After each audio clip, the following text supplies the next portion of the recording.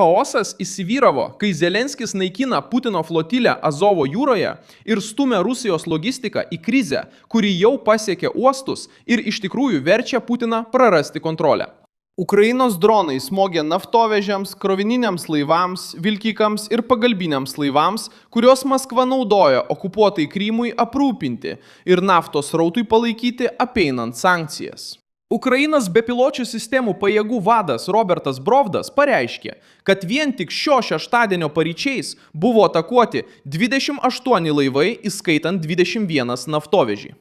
Ir kad per savaitę iš viso buvo smogta 76 jūriniams taikiniams.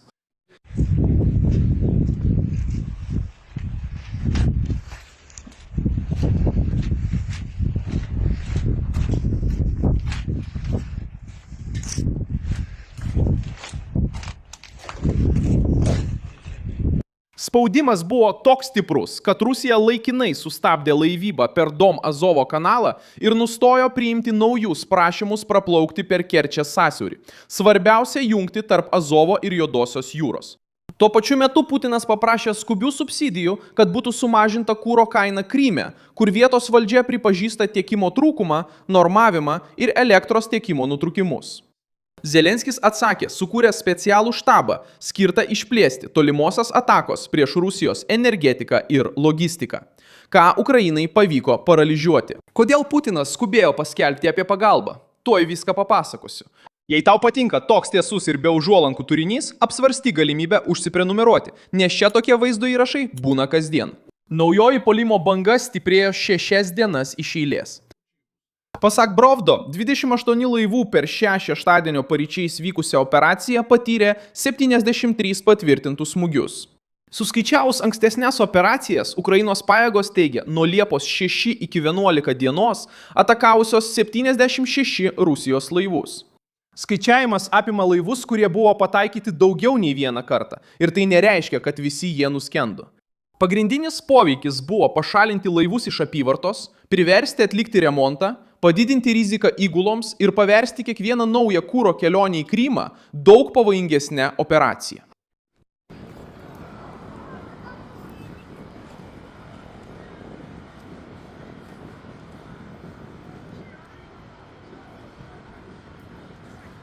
Penktadienį Reuters patvirtino 3 užpultus laivus, tarp jų 10 tanklaivių. Šeštadienio atnaujinime Brovdas paskelbė, kad per naktį buvo pataikyta į 21 tanklaivį ir 7 krovininius arba pagalbinius laivus.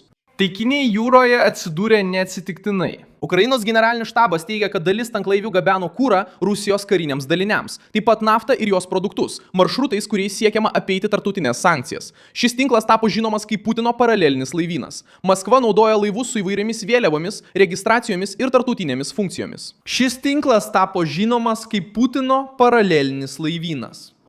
Kad išlaikytų energijos pardavimus, gautų pajamas ir aprūpintų Brovd, kurių Brovd negali apdoroti naftos. Brovd apibendrino situaciją sakydamas, kad Rusijos paralelinis laivynas mažėja. Blokada A būtų reiškusi jūs. Po to Brazilijos vyriausybė paskelbė, kad Rusijos pasienio apsaugos tarnybos sustabdė laivybą per laivybos kanalą, jungiantį Dono upę su Azovo jūra. Įmonės taip pat buvo perspėtos, kad nauji prašymai kirsti Kerčės sąsiaurį nebus priimami nuo Liepos 10 dienos 18:10 min. Ir nebuvo paskelbta, kada bus atnaujinta. Rostovas ir Krasnodaras yra tarp didžiausių Rusijos grūdų gamybos regionų. Europoje prekiaujama kviečiais pabrango iki 4 procentų dėl baimės, kad sutrikimas gali užsitęsti. Rostovo, Azovo ir Taganrogo uostai buvo tiesiogiai paveikti krizės, nes jie priklauso nuo regioninės laivybos kviečiams, degalams ir pramoninėms prekiams gabenti. Ukraina sugebėjo sutrikdyti maršrutą, kurį Maskva laikė apsaugotų. Azovo jūra veikia kaip Rusijos vidinis koridorius nuo teritorijų okupacijos šiame regione. Dabar kiekvienas laivas įplaukiantis į šią zoną turi įvertinti naujų atakų, kurias gali surengti Ukrainos bepiločių sistemų padaliniai riziką. Okupuotas Krymas pajuto spaudimą dar prieš jūrų blokadą. Sergejus Aksionovas, Maskvos remiamos administracijos vadovas, Liepos 8 dieną pripažino, kad energetinė situacija išlieka įtempta ir kai kuriomis dienomis degalų laisvai parduoti nebus galima. Pusė salės jau buvo įvedęs normavimą po to, kai Ukrainos atakos sutrikdė tiekimo maršrutus ir elektros pastotės. Sevastopolyje vietos valdžia teigia, kad regionas kasdien gauna vidutiniškai tik trečdalį reikalingo kuro kiekio. Putinas sureagavo prašydamas finansų ministerijos greitų išmokų, kad sumažintų kuro kainų augimo naštą Krymo gyventojams. Šis politinis nurodymas atskleidžia spaudimo mastą. Rusijos vyriausybė žada kontroliuoti pusiasalį, tačiau turi griebti subsidijų, kad krizė tiesiogiai nepaveiktų gyventojų. Tuo pačiu laikotarpiu Rusijos vyriausybė uždraudė dyzelino eksportą, kad apsaugotų vidaus rinką. Reuters skaičiavimais vidaus benzino gamyba sumažėjo iki maždaug 65% pajėgumų po nuolatinių atakų prieš naftos perdirbimo gamyklas ir energetikos objektus. Pasinaudojo šio poveikiu ir Liepos 10 dieną pasirašė dekretą, kuriuo sukūrė specialią tolimojo nuotolio vadovybę ginkluotosiose pajėgose. Naujoji struktūra turėtų sutelkti visus turimus išteklius, kad sumažintų Rusijos gebėjimą tęsti karą. Ši priemonė suvienyje vienoje vadovybėje atakas prieš naftos perdirbimo gamyklas, terminalus, sandėlius, naftotiekius ir jūrų kelius. Tuo pačiu penktadienį buvo paskelbta dar nepaskelbtas dekretas dėl reabilitacijos.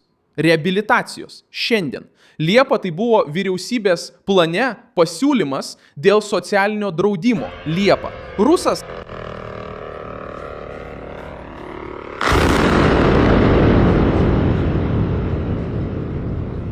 Užtilūgus kompleksas. Leningrado regione. Komplexas Leningrado regione. Užtilūgus. Komplexas Leningrado. Комплексas Leningrado regione. Комплексas Leningrado. Lugos Leningrado regione.